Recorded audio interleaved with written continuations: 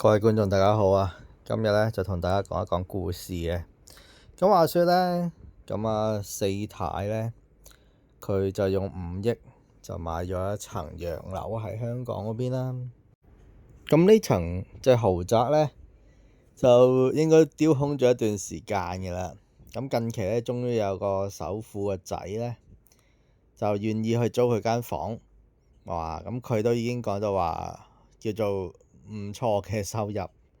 但係咧，佢簽咗9年嘅約啊，租金一共都係得4500萬啫。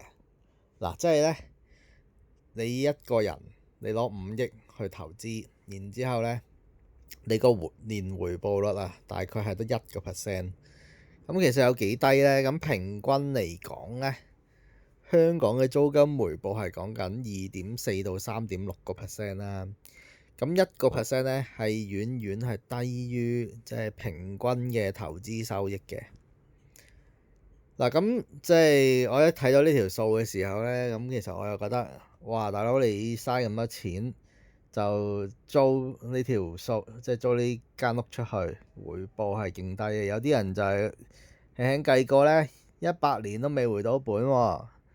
咁所以其實你就知道呢一個租金咧係低過市場幾多啦。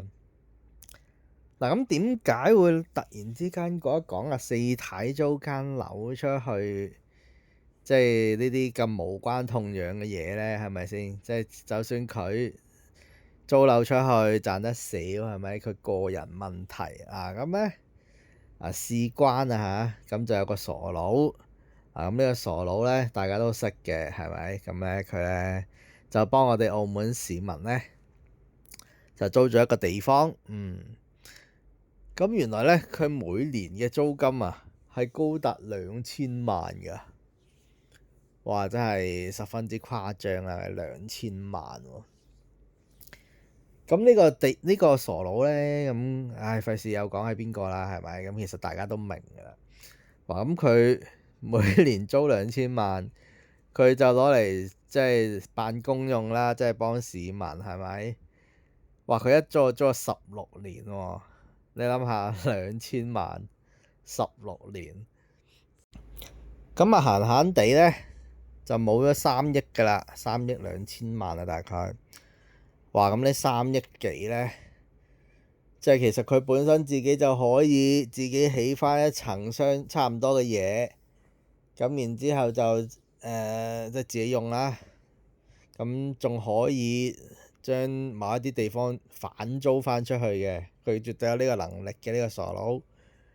咁呢個傻佬咧唔做呢樣嘢，咁佢就選擇喺一個私人嘅買家手上面咧選擇租呢個地方。咁普通市民梗係唔知啦，係咪？哇！咁近期咧佢就終於唔租呢個地方啦。咁然後咧佢就終於公佈俾啲市民聽，原來你租呢個地方每個月係要俾2000，唔係嗱，每個月係大概200萬，170萬度啊，一年係2000萬租金嘅。哇！咁佢16年，哇3點幾億嗱，咁可能大家對3點幾億冇乜概念啦。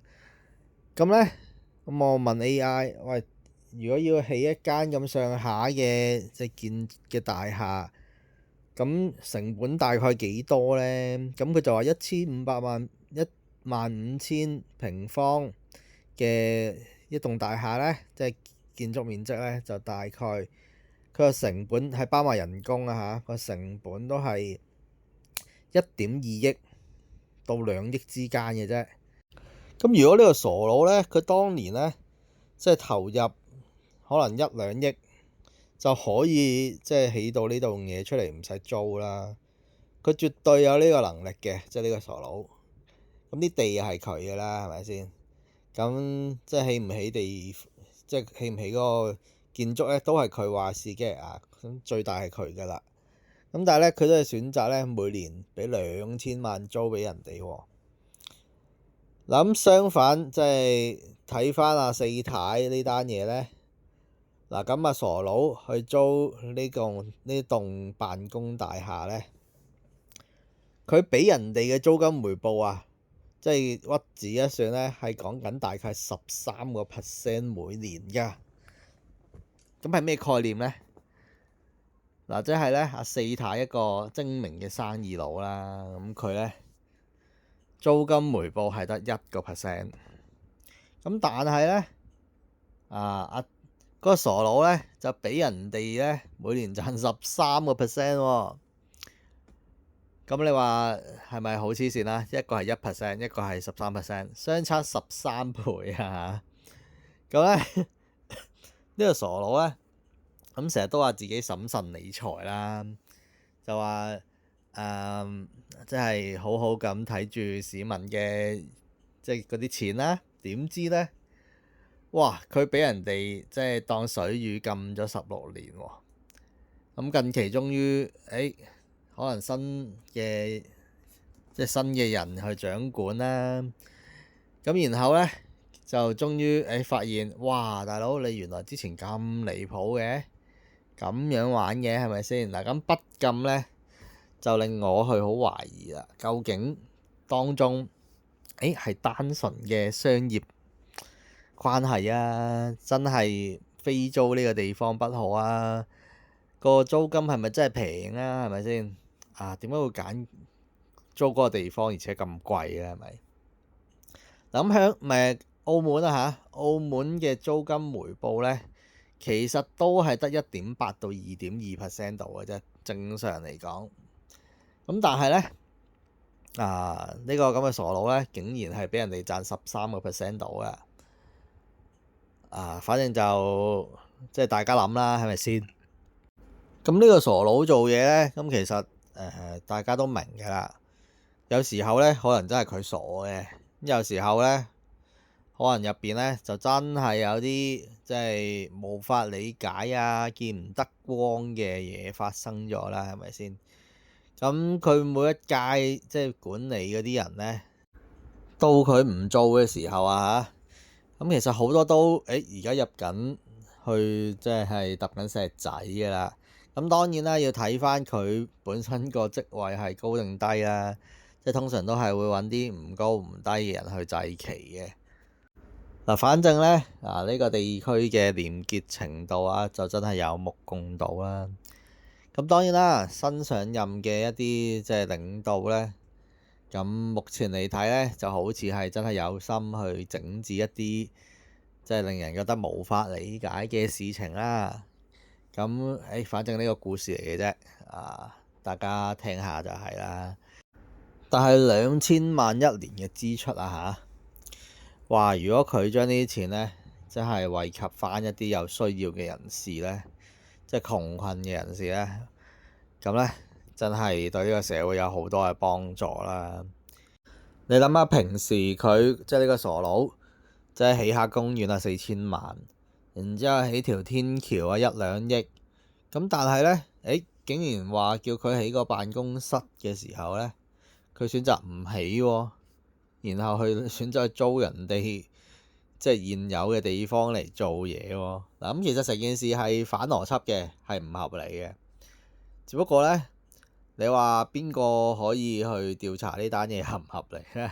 咁淨係得嗰啲咩廉署嗰啲嘢啦，係咪？咁但係自己查自己有時候真係冇乜用嘅，係啦。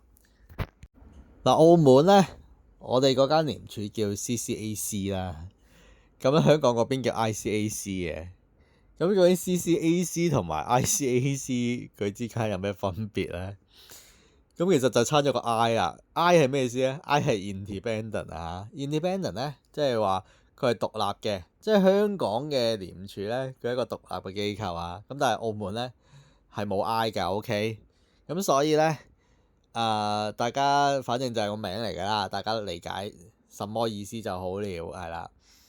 咁所以咧澳門好多嘢咧都係唔可以用正常邏輯去思考嘅，因為本身佢做嘅嘢就係唔合理嘅甚至係唔合法嘅。咁好多時候要試下先俾你知道啦，因為好多嘢都係唔公開嘅啦，唔透明嘅啦。反正咧你睇下四太幾死蠢，攞5億出嚟，然之後即係租間樓出去，得個雞碎咁多租金。嗱，咁如果佢即係當其時嗰棟大廈嘅業主話，咁佢相對地嗰5億就每個月就有好可觀嘅租金收入啦，係咪先？咁而家咧，即係個觀感好兩極啦，即係有兩個一個傻婆一個傻佬。一個傻婆就租得太平，一個傻佬就租得太貴。但係咧，呢個社會就係俾呢啲傻婆傻佬咧所掌控嘅。點解咧？因為佢就係擁有資源嘅人嚟噶嘛，係咪先？咁所以咧，你要成為下一個即係下一個階層嘅人啊，同你嘅智商係冇乜巨大關係。咁但係咧，你要有手段啦。你點樣可以跨落去下一個階層？係啦。咁今次講到呢度先啦，有乜嘢就下邊留言討論啦，拜拜。